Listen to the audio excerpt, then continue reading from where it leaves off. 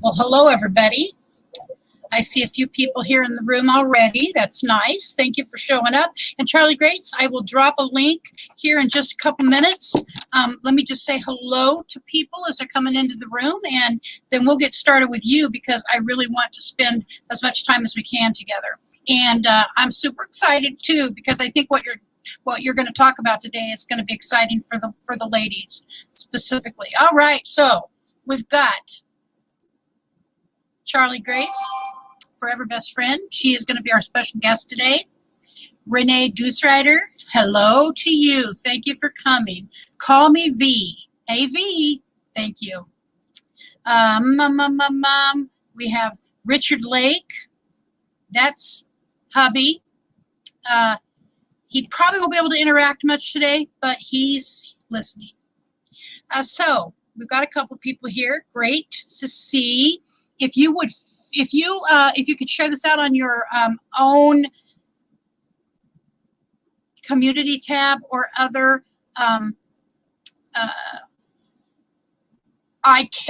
my brain is going blank, Charlie Grace. Social media, it would be great. We want to get some more people here because she's got some good stuff to talk about. After she's done, because we're going to take about a half an hour of this hour. We're going to talk to Charlie Grace. And then those who would like to chat about their own channel, I really would like you to come up because we've had such good support from people that have been here for us that I want to make sure that we are giving back to you. All right, so the last half hour, I'm going to share some information about what's going on, and then we're going to give people an opportunity to come up. Hello, Thrifty Angela. Thank you for coming. And what I'm going to do right now is I'm going to go ahead and I'm going to drop a link in the chat for Charlie Grace, who is our very special guest today. And we'll get started because this is interesting. Barefoot in Alaska, hello to you. Camping Therapy, thank you for coming, Doreen. I really appreciate it. Linda Barker's here. Thank you, Linda. Barefoot in Alaska. Yeah, I was working and lurking a little earlier with Roy and Becky. We also have Fit for Expedition.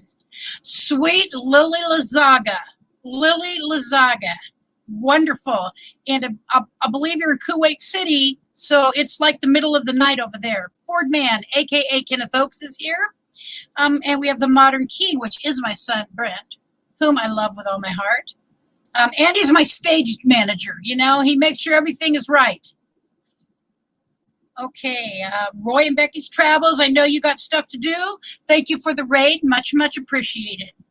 All right, and I want to give some, before we start, I want to say thank you to my members.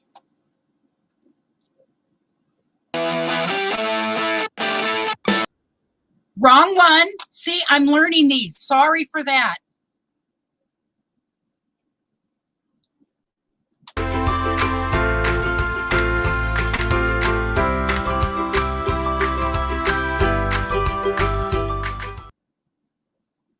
All right. All right. No. Get down from there. All right. So Charlie Grace is in the basement. Let's get you up here and just get started. Hi, Charlie Grace. Can you hear me? Hello. Hello. Can you hear me? Yes, I can hear you. Great. Awesome. So we have Charlie here for a specific reason. And I want to pull this up right here for a moment. Charlie Grace, if you give me one more second and share the screen with my Chrome tab. And I believe we're going to be chatting about this today, aren't we? Absolutely. Yep, I love that. I love that. So, yes. So let me get back over here to StreamYard. Yeah. So do you want to talk about what you're doing? I just want to get right to that. Sure, absolutely. This is really cool. So let's talk about what we're doing. It's called a chick chat, or a traveler chick chat specifically, because we've heard a lot of things from the community, a lot of different groups. So a lot of us belong to different social media groups on Facebook and Instagram and such. And I belong to quite a few of them as well. And one of the things that we realized was we really didn't have a lot of chick representation on travel channels as far as having a live stream to talk about things. And so we were like, you know what, let's do this. And all of a sudden I got voluntold by a group. They said, well, you've got a YouTube channel. You could do this, Charlie Grace. I'm like, sure, why not? I could try this. Let's see what's going to happen. So, so we did our first one this past Monday, and we were very blessed to have Box Band D come up as our guest. Yay! And of course, our good friend V from Call Me V, she's here today. She was on it as well. And so it's just it's not saying men can't come. That's not what we're saying, but we're saying specifically our audience that we want to talk to and have a community discussion, have a panel discussion is about some, female traveler concerns and hot topics. Right. Exactly. And, I ran across a few travelers myself that are just on their own, single female ladies that would love to participate in something like this. Yeah. Yeah. And I'm very excited because we actually Badge reached out to me and said, do you need any women who'd like to be on a panel? And I said, absolutely. So Badge is actually bringing a special guest on Monday that's going to talk a little bit. She's been a female solo traveler for 2 years, and she's going to talk about some of the things she's learned. And tonight, as sort of a precursor and sort of excitement to all of this, we have Becoming Bev. If you don't know Becoming Bev on YouTube, she's got a big channel. She's going to be our special guest on Yappy Hour tonight on live stream at 8 o'clock Eastern Standard Time on my channel. So we're sort of like inching our way into this. Not everyone can do Monday night. But she wanted to make sure she was part of it. So she said, I'll do your Thursday. I said, absolutely. So it's exciting. Cool. I need to clarify something here, Lily. So unfortunately, I just redid my, my little icon, the little, I can't think of the right name, the little icons you can put up. And I've done it twice and they still apparently are not right. So I'm going to have to talk to somebody who knows how to do it. And it is not me, apparently. So you have this idea. I mean, when you messaged me the other day in the middle of a family health crisis,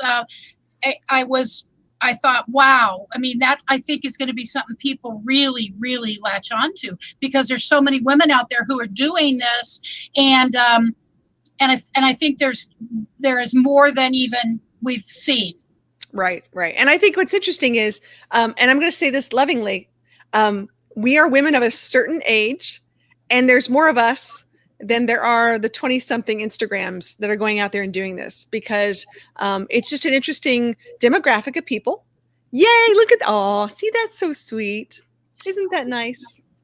You have the coolest kiddo ever. You and I are both allies. I can tell. This is sort of fun. We both have kids that are on that spectrum. That's really cool. Yeah. Anyway, I'm sorry. That was just, it warmed my heart. So I think there's a lot of women out there that are having some, we're thinking about things like healthcare on the road. We're thinking about like, what if something happens? Who do I call if I'm by myself? Is loneliness truly an issue? Do I want to look at maybe having a caravan of people to go places with? Because let's face it, certain people have certain strengths, and it's great to bring those strengths together. Mm-hmm. Right.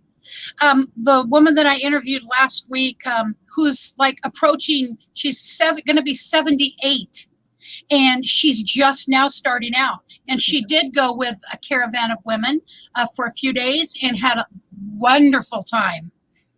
It was a good experience to first start out for her with these ladies because there were people who knew things she obviously couldn't possibly have known.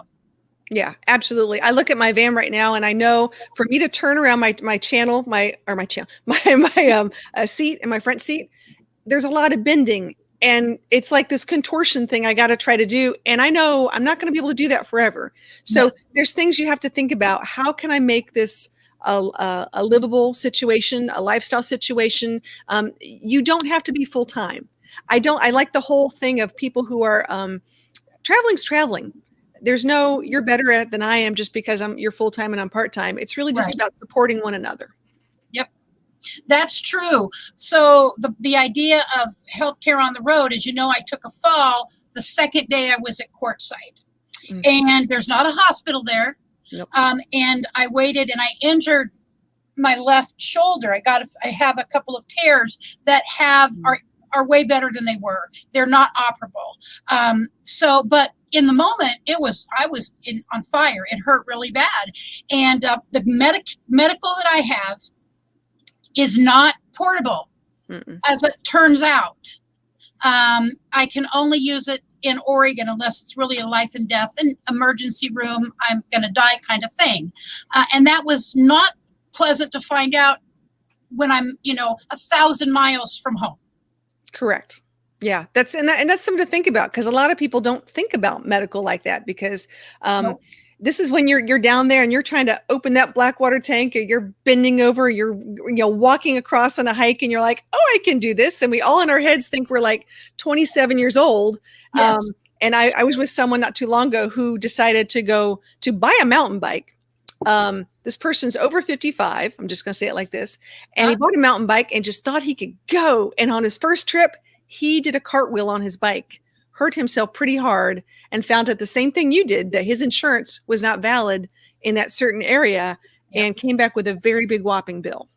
Yeah, it was a little depressing, because 10 years ago, when I was in California for a couple of weeks visiting my husband's family, I was able to get my medications refilled. I couldn't even get them refilled at a Walmart or Walgreens in Arizona. Now it's 10 years later, same insurance. And so I don't know what happened, but we had to eventually, my son started sending, sending them through the mail. And what would happen if if the mail didn't arrive? Some of that's actually fairly important, and without it, I could end up in a hospital. So that has to be thought through a little more clearly. Yeah, absolutely. So there are things like that. Like that's just one of the topics, that we're going to talk about is, how do we support one another, and how do we talk about healthcare and things to be prepared for? Some people's rigs are really small. Like I have a very small rig, so I don't carry everything that I used to. I used to have a very big rig. I used to have a really big Class C. And I could fit the kitchen sink in that thing. I fit everything in that thing. So now I've got to pack differently, and you've got to think of, I just had an accident. And I will completely own up to this. I've been driving this thing since February. Okay. I got it. I know what I'm doing. I think I know what I'm doing. Not really know what I'm doing. I'm driving it. And I went to go see my son, and we went to this place to go out to eat. Okay, pick him up. We're good to go. And as I pulled out of the parking lot, it was a small, little thing. I'm like, and really, I had no concerns. I went down it, and I busted one of the things that holds my black water tank. Oh yeah. And you hear this drag. You're in the middle of nowhere. And you sit there and you go, what are the 3 things every RVer needs? Duct tape, zip ties, and scissors. Yes. So you just start thinking about, but you got to think about those things and go, oh my God, I'm by myself. How do I do this? And how do I make this work? Right. So it's talking about being prepared. It's talking about how can I do things, and it's okay, because there's not one person who hasn't been to an RV repair shop without some duct tape on something. Yes.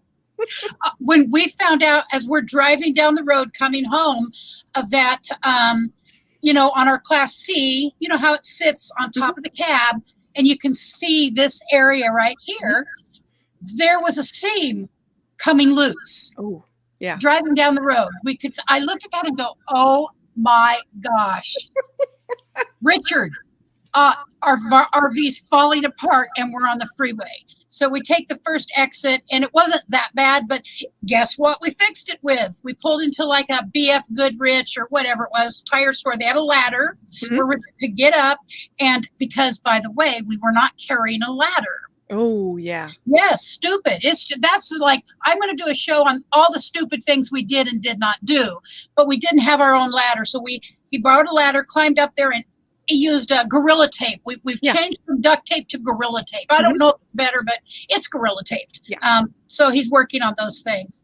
So you're looking at things like aging, being alone and having to rely on just yourself, whether it's a young person or an older person. Right. Doesn't really matter.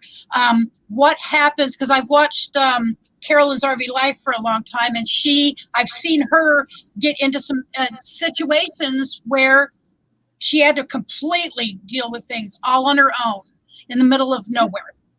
But it does one of the things I understand is having the right tools. So what are some of the things you would suggest a woman or anybody, but particularly a woman, have that are really musts if they're going to be off-road at all? Right. And it's just sort of funny. I'm looking at Roy and Becky's comment. He's like duct tape, gum, Flex Seal. Maybe yes. a tin can or two. Yeah. Yeah. But we're gonna have a couple people who are a little more handy. I'm not gonna, everyone has their expertise. Like we said, we all have our skill sets. So, and I think that's important that we recognize. I'm the person who you call when you have the aggressive dog and you're trying to get your dog traveling and all those kind of great things. And I learned more from failures than I do successes. And Yes. I think that's okay. So I've learned from like you said, some of our failures or mistakes on the road. I've written them down. Like I will no longer, go over a curb, even though I think I could do it. If it looks a little sketchy, I'm just going to back it up. Yeah.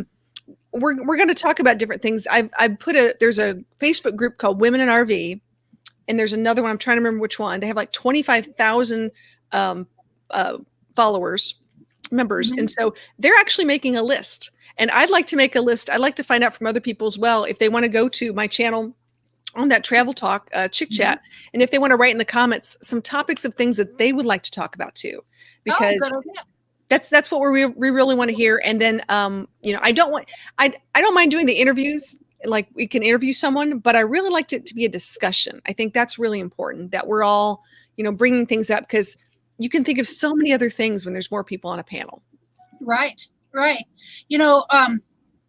There was a situation where Richard and I were getting ready to dump, and he couldn't, and there was, a bunch of people behind us, of course, mm-hmm. and he could not get the stinky slinky out. And he pulled on it and it broke inside somehow. And so he tried with all the things we had. We didn't have anything long enough. Luckily, the lady traveling on her own in a really beautiful Class A, she came to our aid. She was in the next stall over, and she came to our aid, and they used a pool, like, mm-hmm. One of those things you grab something out of a pool with, a pool grabber, and was very helpful. And she was willing to help, and, it was, so it got taken care of, and it was a lady who came to his aid. Which is awesome. Cause I mean, I recently, this is about less than a month ago, I went to go, I was out of state traveling, of course, and it was that time to dump that black water tank. Yay me. We always talk about these things, but you never know you're really going to talk about it. What's that age old saying, you're getting old when all you do is talk about poop? Yes. We're back to talking about poop. Here you go. So anyways, I get there, I go to the little place, I pay my $5 to do the dump. I go over there, I get out there, and I cannot get that cap off to save my life. I did everything you can think of next to kicking it and screaming and cursing. I finally did the scary thing of it was at a campground. And so here I am, dogs with me. I'm walking over, just hailing people down, going, can anybody help me? Without looking weird, but you're like, I need some help. I don't know what to do. And there was a gentleman who came over. He was cooking breakfast, had his apron on. He's like, I can handle that. Well, guess what? It was his wife that actually helped. His wife said, she goes, you know what? Don't let him touch it. He'll break it, which was probably true. Uh-huh. And she sent me to Advance Auto to go get a certain kind of tool and a little rubber thing. And lo and behold, it worked. So that was one of those moments where you're going, we have a little more tips and tricks than most people know about. That's right. That's right. I will admit, I'm going to admit right here, I feel safe with you, Charlie Grace, non-judgmental. I have not yet dumped the tank. No worries. Hey, no shame in that game. I haven't, and I want to. Actually, if my little sister is on here, she's probably going to run right now because she hates talking about poop at all, ever. And so I need to learn how, because mm-hmm. what if, something happened and he wasn't there. And I had to do it because it has to be done. Yeah. Well, I get, and this sounds weird because I actually, okay, here's my partner in crime is sitting with me on the bench. Hi, Miss Rosie. Say hello. Oh. So it's just Rosie and I pretty much on the road. Sometimes Dave comes and finds us on the weekends. He has a specific job he has to be present for. I have a remote job, so I can go anywhere. So, when all this is happening, I have to do it. But when he comes in town, he feels like he has to do all these things. And I'm like, I actually don't want him to touch my rig. I'm like, I'm a little picky and I don't like things broken. And sometimes it's that whole, I can do it. And I'm like, yeah, and honestly, I've never let him drive my rig ever until this past Saturday. It was the first time I've let him drive any of my rigs. Sounds crazy, but I mean, like, he's used to driving a Jeep and he can go over curbs and do all that 4-wheel stuff. I'm like, no, not in the RV. No. So I'm going to teach him how to drive, which will be interesting, but I still don't know if I'm going to let him. You must know, you must know there's certain places I prefer to drive, and that's where places that I could die, because I will absolutely do everything I can to live. Yeah. And so I want to be in control of those situations where someone else's mishap could take me out. Well, I'm more of a ginger driver. I know this sounds crazy, not just because of the color of my hair, but I'm really, I could drive a tour bus for a rock band. I mean, you could like have a 4-course dinner in the back and you never know I was turning. I'm really like a granny driver, and that's okay. Some people drive differently, but that's sort of how I typically drive. And I like when I'm riding with other people to drive the same way I drive. I'm a horrible backseat driver, so that's probably why. Me too. I drive Richard crazy. And actually, I drive anybody crazy when I'm riding with them, because I'm looking ahead 10 miles. I swear I can see past the curve. Right. You're right. Like brake now. Yes. Yes. Or I'll put my feet out and I'm like, oh God. Yeah. The imaginary brake. It's always there. Well, but going back to this real quick. So I think what's really cool, and we've got some people in the chat that are really awesome. I got to tell you, I've got G here, RVing with G, love G. Keely's here, Foreman's Hill, Alberta's here. I just saw, where was it? Angie Hay. Angie's amazing. So all these really cool people I know have stories. We all have stories. But I want to make sure that as we're going through some of these stories, we're learning from each other. Yep. And that's what I think is really important, because it's not just, oh, look, here's my new Blackstone grill and the new, that kind of thing. It's, I screwed up and I don't want to do it again. I don't want someone else to do it. So how are we going to make sure we all are safe? Exactly. It takes time. There is a learning curve, and I've listened to a lot of women coming out new, and I'm thinking, man, I wish there was someone that could help us kind of put together these thoughts and these questions. We ask them, but it would be nice in the setting you're doing it in to have it in one place with one very competent person, and that is you. I mean, I look forward to seeing how you handle it, because you are one of the most professional ladies I've come across. You ask great questions. You have your communication skills are impeccable, and you genuinely care about your audience. And so, and I mean that. I mean those things. And so I really enjoy watching you. Thank you. That's very sweet. I appreciate that. I mean, you just have to be yourself. I think that's the bottom line. And you do a great job of that on your show too. I think that's important, and people really respect that. So, when you're yourself, people will know. When you're somebody else, it's just not the same thing. So, no, but I think that's a good idea. I think we're going to have to come up with a website or a web page or something, a wiki or something, that we can add some of these information things down. And I know we're going to pull things out of these live streams and put them in smaller bite-sized clips so people can go back to them, because I think that's important too.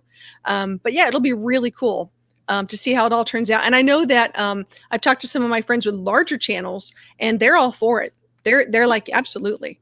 So I can't say it right now, but they're pretty big, and they're going to be guests probably in the next 2 months. Cool. Can't wait to see that. So I know you were going to hang out for about a half an hour.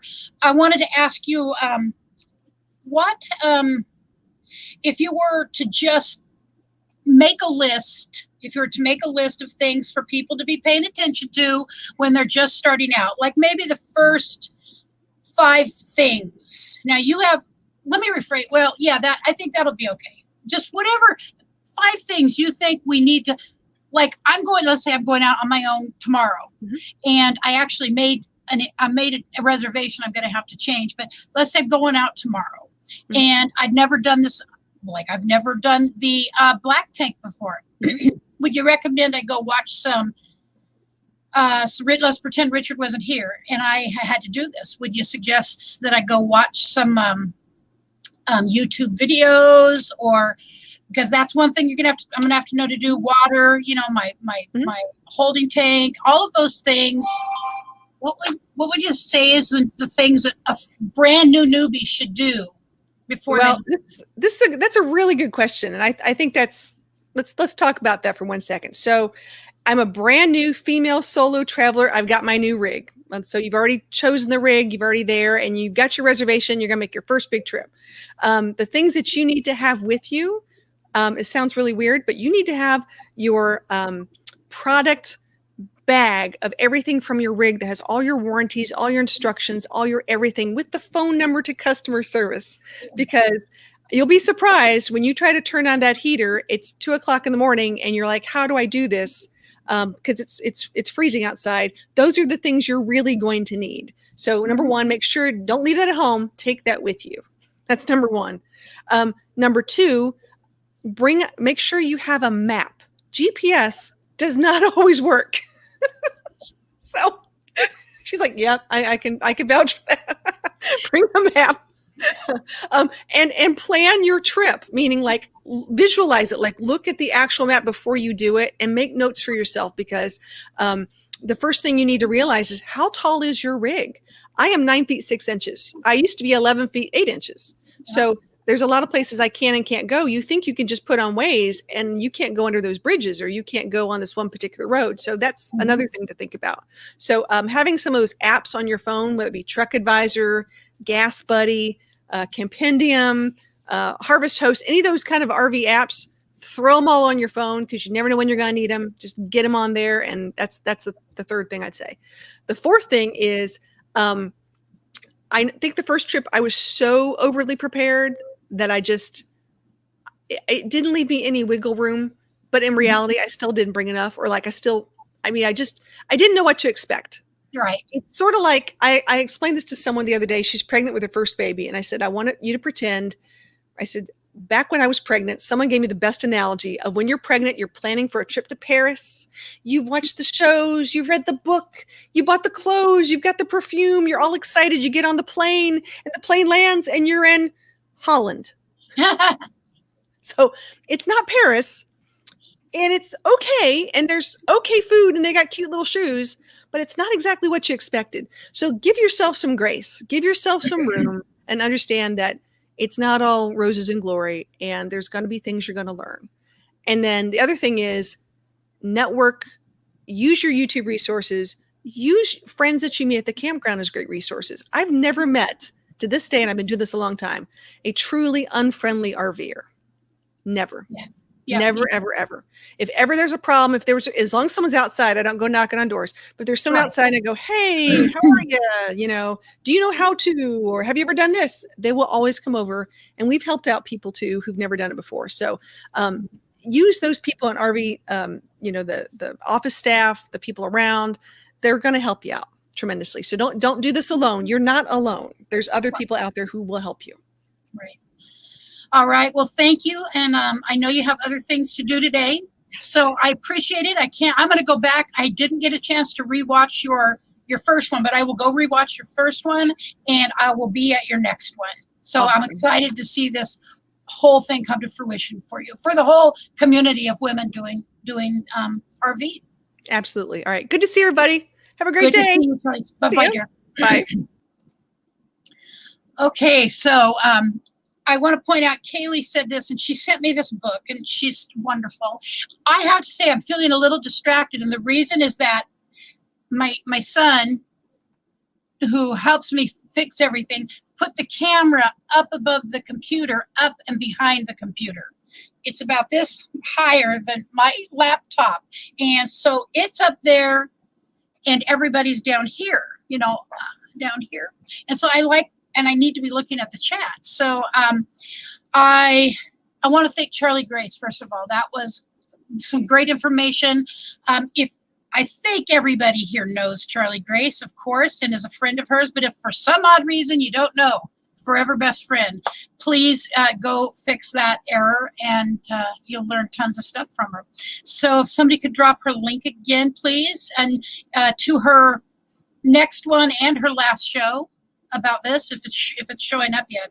All right, so thank you, Georgie. Very appreciated. So I want to kind of continue on that vein. Although I don't mind if it's a man and you want to come up and chat about the RVing world and about things that you've learned, or maybe a question you have, go ahead, and I'm going to drop the link and you're welcome to come up. In the meantime, I'm going to give you a little bit of information about what's going on here. Let's see. Let's go to Doreen. It bothers me when people say they'll pull up a chair and laugh at the newbies instead of laughing at them. Get up and offer to help. Yes. Oh, yes. Now, I have not experienced it. That's not to say it didn't happen to us. Okay, it might have, but I don't think so, because we were camped with Roy and Becky. And Roy was there helping Richard get our initial solar set up. And the time I thought things were on fire, he came running from his own live stream to our RV. All right, George, are you ready to come up? Hey, oh boy, I like that. I had to share little G. He's not been on your live stream before. No, he's not. And it's been a while since I've seen you on mine, so it's cool to have you here. Yeah. I just happen to have some time. It's early morning. Wow, it's early morning. Yes. It's still, my goodness, it's only 11:30. I know. So you're experienced. You know, a wee bit. Yeah, a wee bit. What was your learning curve? Can you tell us what was the most difficult thing for you to kind of get a handle on? Well, I wanna just compliment you both ladies that you just did your live already. That Gracie going it out on your own. You know, being surprised of what the difficulties were on your first RV, on your road trip, you know, immense. You just don't know what you don't know. Right. You need to go slow to go fast. You know, there's just such a learning curve. And I think your biggest one was the GPS, maybe? Yeah. And a hard map. And we're thinking, oh, it's 2021. I'll just use my phone. And as we're seeing, more and more people are being misguided by Google Maps.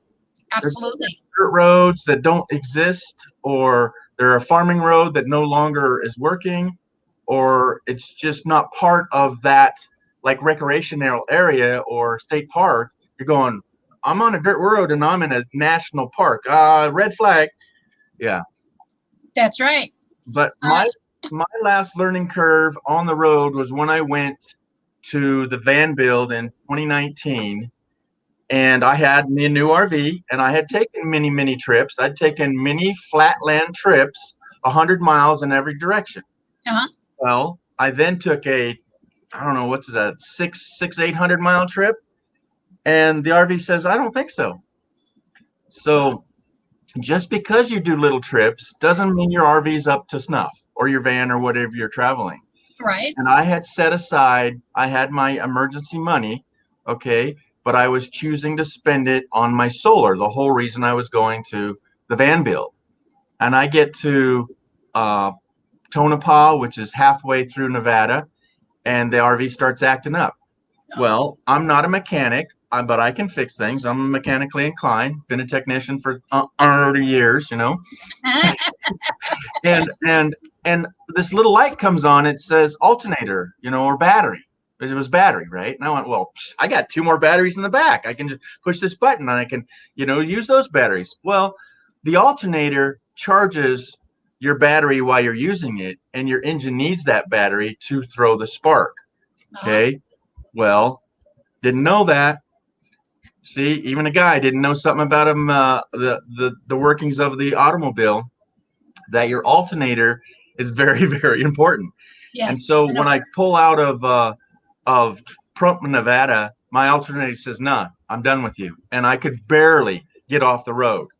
At the time, the road was one-way lanes with a divider, and the divider went for miles. There's not like, oh, I'll take a U-turn and go back to the city. No, I was this far off the road, and if I didn't get off the road, Lucretia, I would have blocked traffic for the whole next morning for hours. I would have been the a-hole in the middle of the road. You know, they would have not appreciated me. So anyhow, I spent almost $2,000 on my RV on the way to spend that money on something else. $2,000 on something that was running fine. Yeah. You know, and it's still not right. I went to take a road trip last month, and the brakes locked up. They're smoking. So having your RV looked over before a road trip is I would say is top priority. It's top priority. Okay. Is there a way to know if things like does the alternator give you a warning that it's going out, or is there anything for those kind of, it just happens? Yeah, you might have an indication that your battery's low, you know. But otherwise I think it just fails.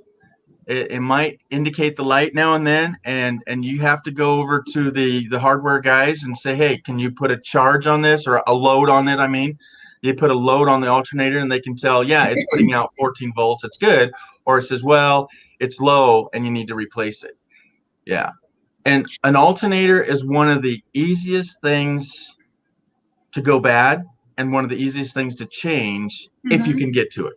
Now, of course, the later you might, trying to get in there and all this and that. But for things on an engine, okay, you still have to be very, very mechanically inclined to get in there and do it. But it's not like a water pump. Water pump, you're taking off the whole radiator and you're getting in deep, and it's a whole other story.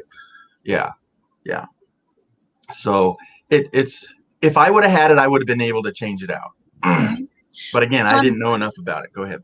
I've got some family that are traveling on the road right now around the country. They're much younger. They're all in their early 40s. About in their early 40s. And my nephew is just in a motel parking lot, changed out things. I said to him, I said, where did you go to change that out, William? And he said, the motel parking lot. But, they don't generally like that. No. No.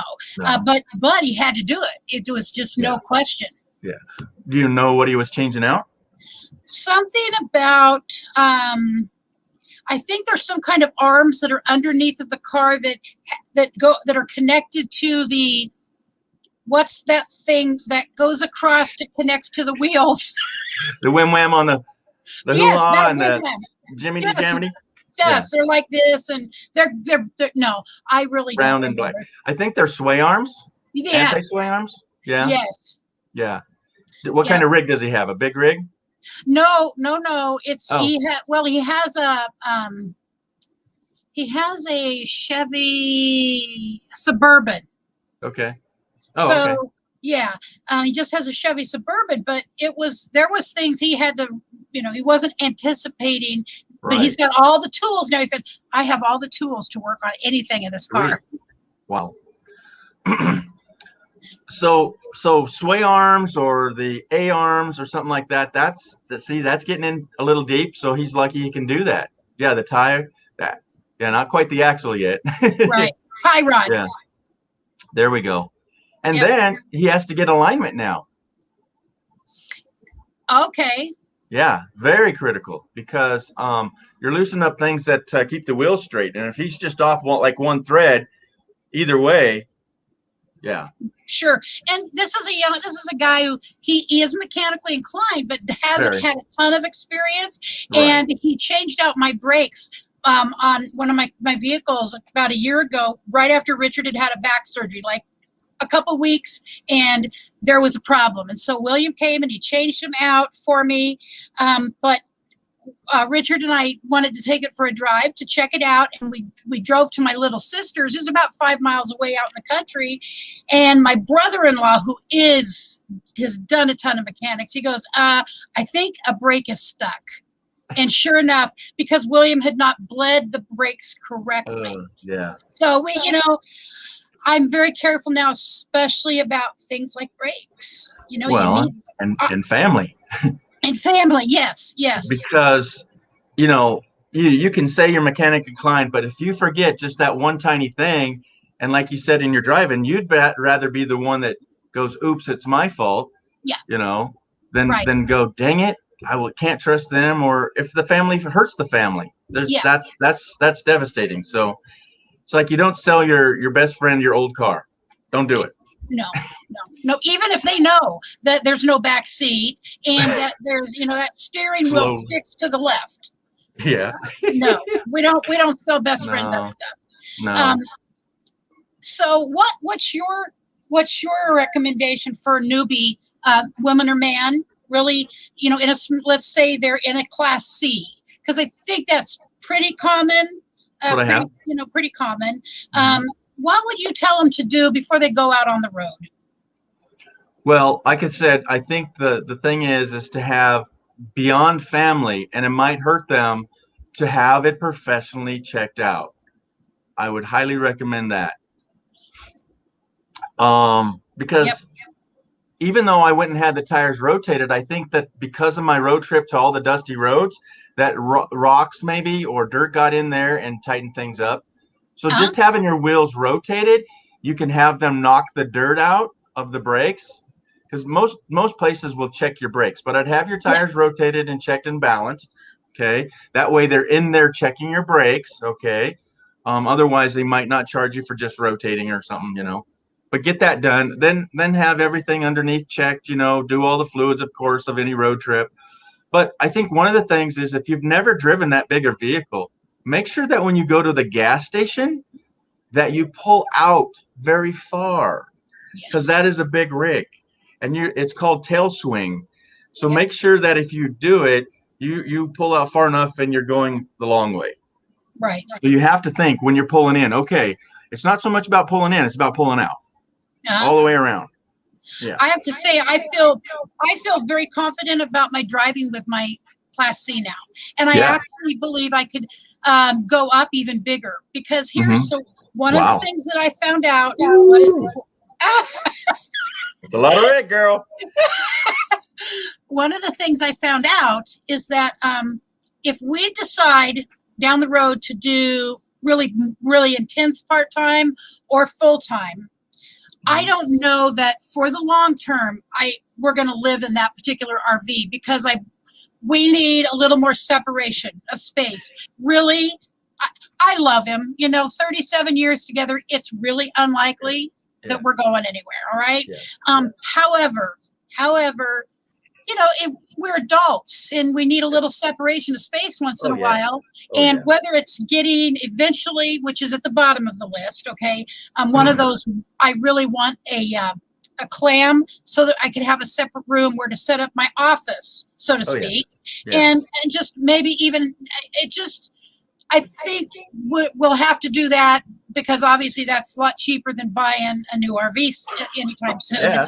Yeah. They're probably gone up, but they were like $250 to $300 for a clam. But then because it's so windy, and if you're going to have an office, you're going to want the sidewalls. Right. So, but I've seen them, in even different models. I mean, different makes, brands or whatnot. So, we definitely, as a newbie, learned a lot of things, and that tail swing. So the first time I ever rode with somebody in a Class A, he took us on a drive with it to show us, how it ran, and he pulled in there in this very small space, and I was like, oh my God, you're going to, in my mind, I kind of closed my eyes and waited for impact. I can now do that. So I can now do that. It's not that big of a deal. I watch my mirrors well. The one thing I would change out today, if I could, is I would like to have the electric mirrors that adjust, because ours are real, they're original, and the RV is 27 years old, and they really, Richard has tightened things up, but the one on the right is just failing, and it's completely functional, but it would be so much easier to do adjustments with a really nice what do you call it? It's got rust, it's rust. It's 27 years old, been out in the rain. So that's one thing I think I would say to somebody that knows less than me, is make sure that your mirrors are good. Really. Yeah. I use those Yeah. 100% of the time. Now, do you have the separate mirrors? Do you have a big mirror and a little mirror? Yes. You do? Okay. I Okay. do. Because I would highly recommend that to make sure that you have that fisheye mirror, because as they say in the right mirror, things are closer than they appear. Oh, yes. Yes. Yeah. So you want all kinds of those looky up close and far mirrors, whatever they're called, the fisheyes. Well, and eventually to have a backup, even though ours is only 25, I think it's 25 feet, 24, 25. It's not, obviously not excessively long, but a backup, a camera would be phenomenal. And that you is, know, we still have our list, but we have things we have to do first. You know, there are people who've gifted us money for different things, and which was a really nice. One of them was to get our flooring replaced, which Richard has been working on a little bit at a time. And so we have done that. And so, you know, it's one thing at a time. The brakes, we've had the brakes looked at a couple times, and everybody has said they're good. But there's when that thing is full and going down the road and you want to stop, I want to make sure 100% of the time my brakes are good. But Les Schwab has looked at them twice, and Charlie Grace mentioned about dragging, and she broke something to do with her black water tank. Right. We have this little wheel that's underneath, right in the middle, and it takes the brunt of dragging. Yeah. And it rolls. I've never seen that before. I don't know why they don't. Oh, you have a wide roller one? Yes. Okay. Yeah, I don't know why they don't put that on, but that's an aftermarket. That's most people have to have that put on themselves. I was considering you want to put on like maybe 2 cast iron or those solid metal wheels on the bottom. There's 2 little nubs on the back of your RV. Have them welded on there. Take the nubs off and have these cast iron, you know, like heavy industrial moving rollers. So when you hit something, the momentum will keep it rolling. Otherwise, you could bottom out and it would lift your back wheels off the ground and you'd be stuck.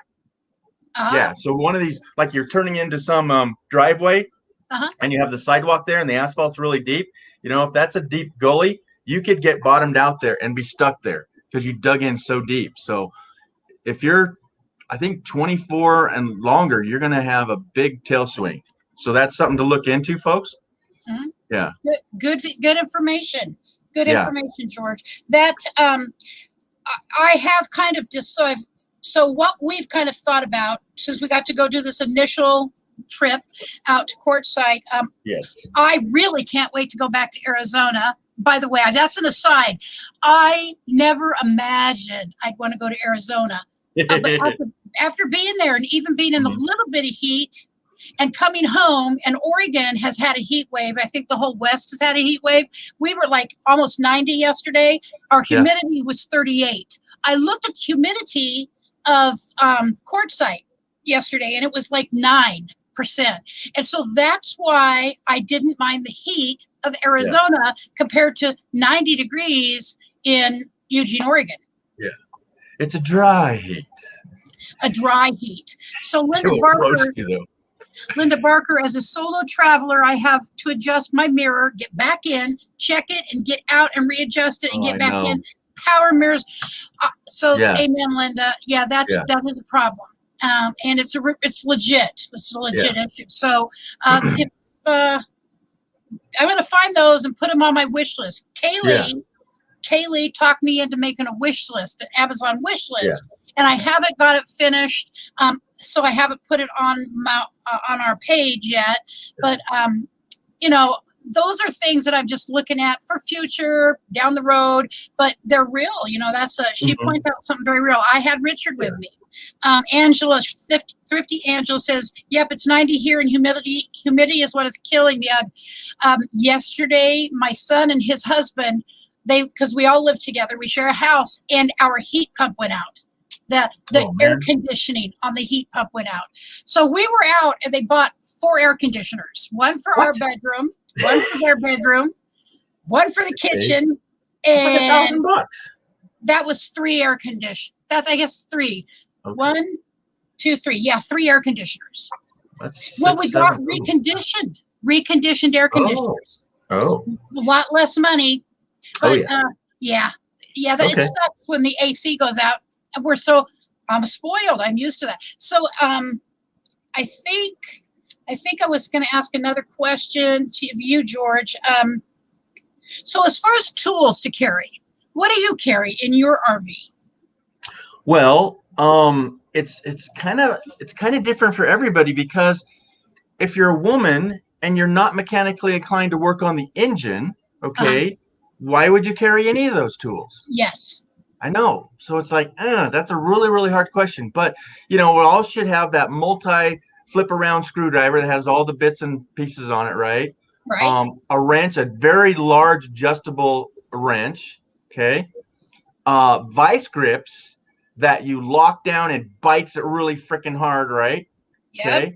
Okay. Of scissors and tape, okay? Electrical tape. Buy the good stuff. It's 3M. Buy the good 3M tape. And bits and pieces are wire connectors and nubs, but that should be all together. Those are little things that you could check on and tape up before you go.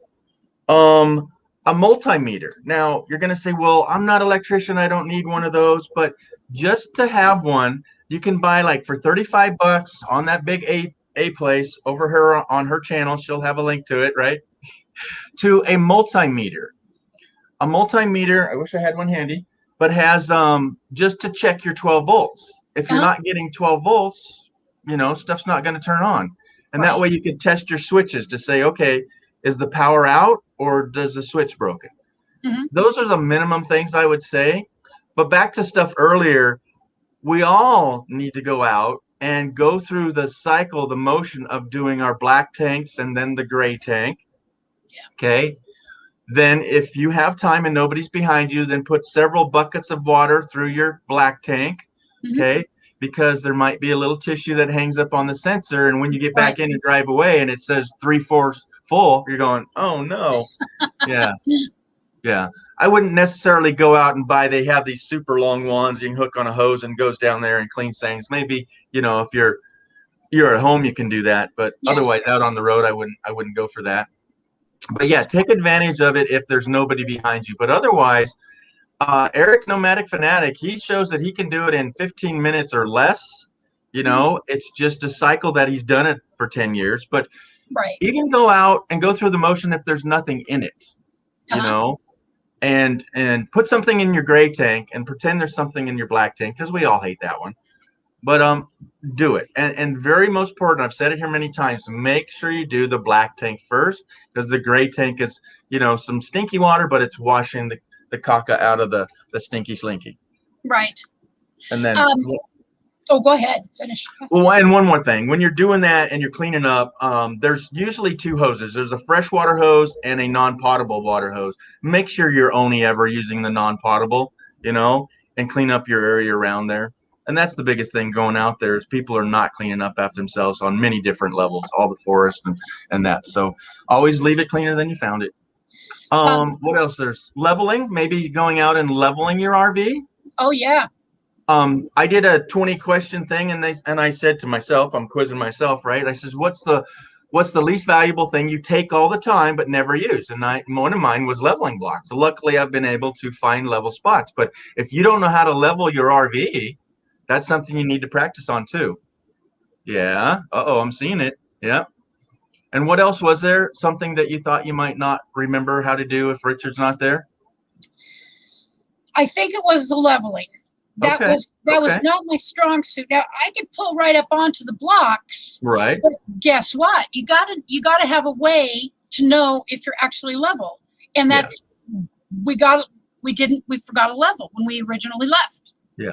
I think we were pulling out of here with fire on the back of our tires, because we have a number of levels at home, and so we bought one at the dollar store or somewhere, and was able to more even, because I'll tell you, it was much more functional to walk around in there on a level area rather than even a little bit tilted. is no fun, George. Nope. It was not a good time when it was not level. I mean, I got in a real bad mood, really. Especially when you're cooking eggs, right? Oh, yes. You want them in the middle of the pan. Yep, I did learn how to turn on my oven. I did learn how to light it. That's one too. Yeah, your furnace. Okay, that's where we're going. So filling your water on the outside. So there's two ways to get water on the outside of your RV. One is you screw in the hose, okay? But there's two very, very, very important things you need for this. When you're screwing in the hose to the physical RV, you need a water filter and a pressure regulator. Okay. There's two kinds of pressure regulators. There's one that's preset. It's just a little guy like this and has threads on and threads out, right? Okay. And that's set at like, I think 45 to 50 PSI. And another one's fancy, going to the next level. It has a knob and you can adjust it. Okay. If you have a newer RV, I would recommend that one. But if you have the older one, just stay with the simple one because your pipes are regulated at that. Okay. The newer RVs will have Plex, that's more pliable plastic. It's called PEX, PLEX, I believe. And they can take the more pressure. Okay. And then the other way is you just stick the hose in there and it gurgles in and you just slowly fill your freshwater tank. Otherwise, the other one is hooked right to your lines. Okay. And then your furnace, you were asking, you got to make sure that you're not waiting until 2 o'clock in the morning to figure that one out. Right. That's right. Yeah.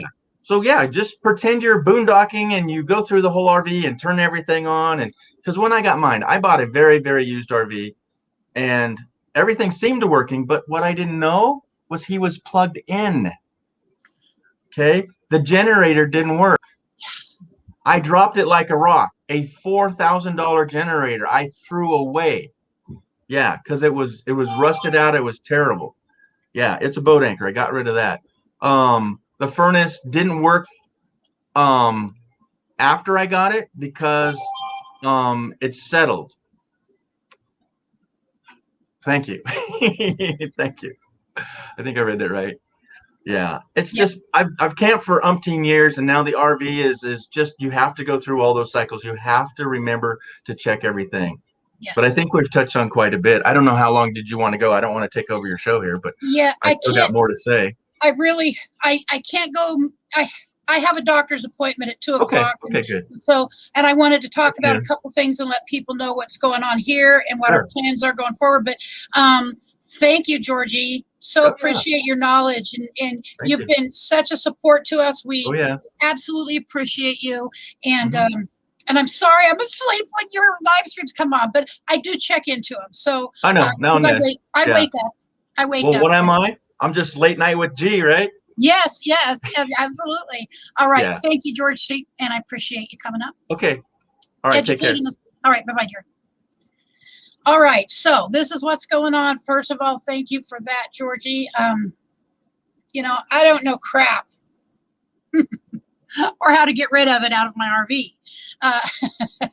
So this is the kind of thing I need is to hear people talking about specifically how to do things, what things to bring along maybe. And one of those things is good insurance to make sure that there's coverage for in case, you know, I have a flat tire and will they come and take care of that, knowing what my insurance will and will not do.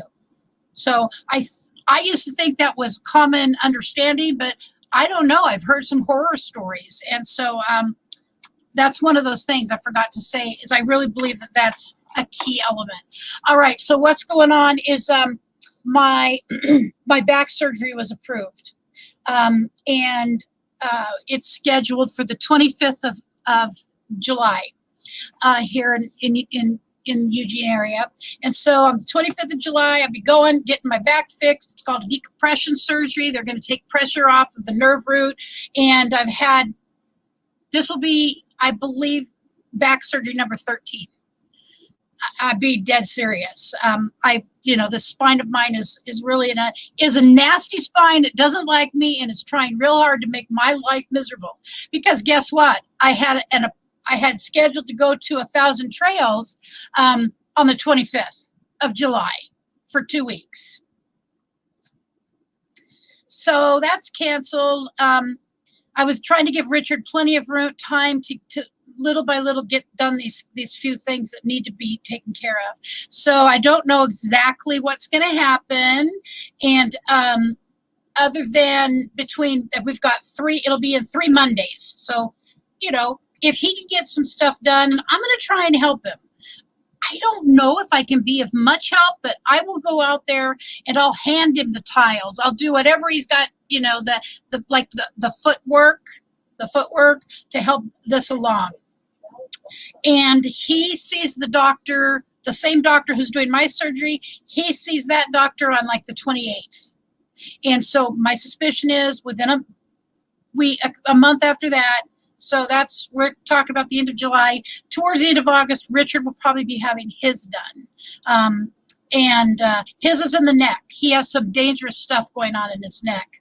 He had a major fusion about 14 years ago where they fused like his entire neck. A cadaver bone is in there and all kinds of fun things. And so I've read the MRI, and yes, I do know how to read an MRI now. I don't read the actual MRI itself, but I can read the report, and I know what those things mean. So he's got right on his spinal cord. He's got a compression, so that's going to have to be relieved. And so, anyways, yes, we should get frequent flyer discount. And you know, I love this surgeon. His name is Christopher G. Miller.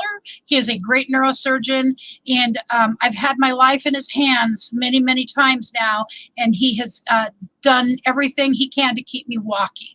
Someday I will be in a wheelchair, but he's keeping me walking as long as possible, and I appreciate that so much, obviously. AAA, I'm just going to go through a couple things here. I still have a couple minutes I can go. AAA, do not fix tires on campers. Yes.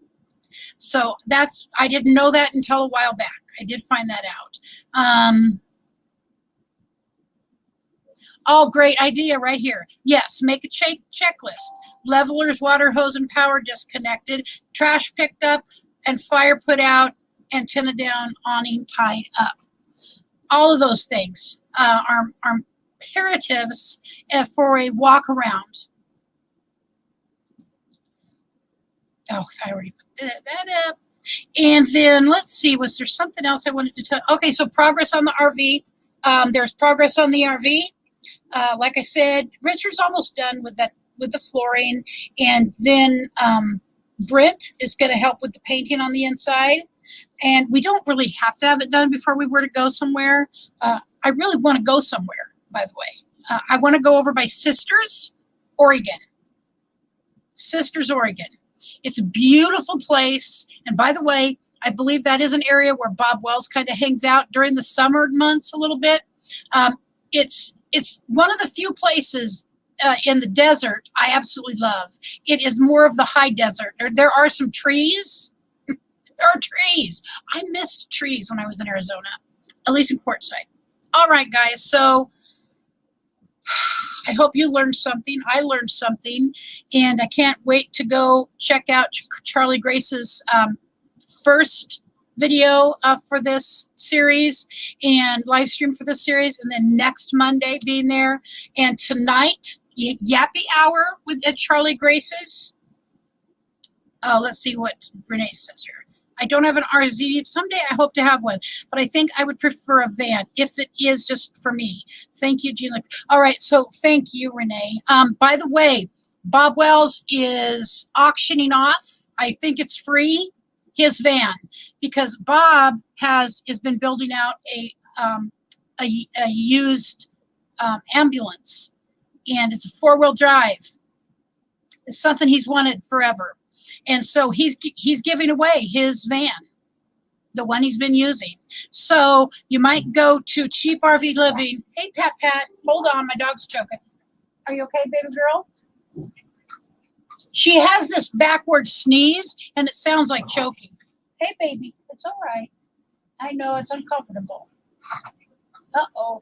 It's all right, Patty. You're okay. Don't panic. No panicking in this house. So go over to Cheap RV Living, check it out if you're interested in trying to win Bob's van.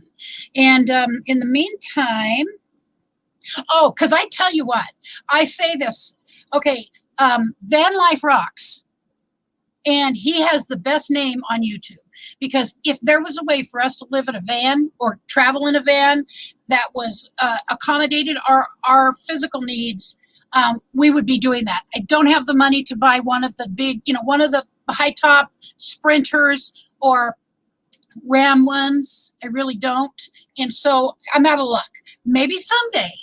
But because I'll tell you, in a heartbeat, if I had any choice of something I could have, it would be a nice big van with the appropriate bed situation for us. And that really is what keeps us, a Class C. Here is the link for tonight, I believe, or for her homepage, and you can go check it out.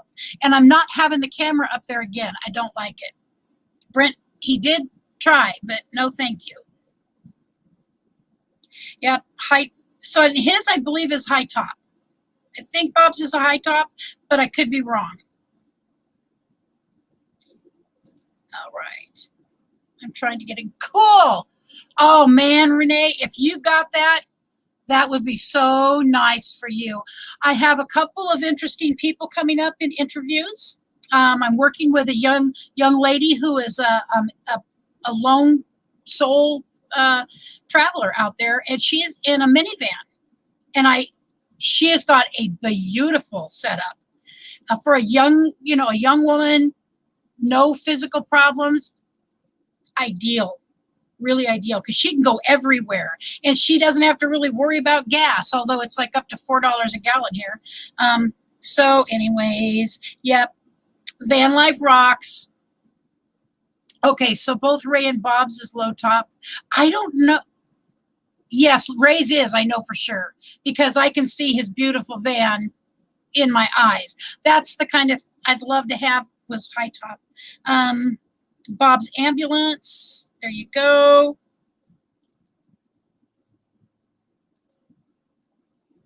All right, so I appreciate everybody coming today, and I'm glad we got to talk to Charlie Grace. Go check her out tonight and Monday, and so Kaylee says Bob's is low. All right, Bob's is low. All right, so I'm not normally going to do Thursdays. Occasionally, one person, I found out that I'm in the same town as, I'm trying to think of the channel name. Oh, goodness. So I'm in the same town with another YouTube creator, and we're going to get together. So I'm excited about that, and I'm excited about the couple more interviews we've got coming up. Still working with Minivan Lee to get her on here.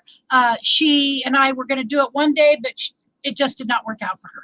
And so she's very busy. And so I will accommodate people's, issues with time. Maybe Monday at 11 doesn't work. So we may have to do a Wednesday at 3. I don't know. But anyways, thank you. And you guys have a great day. Stay healthy, stay happy, and be safe.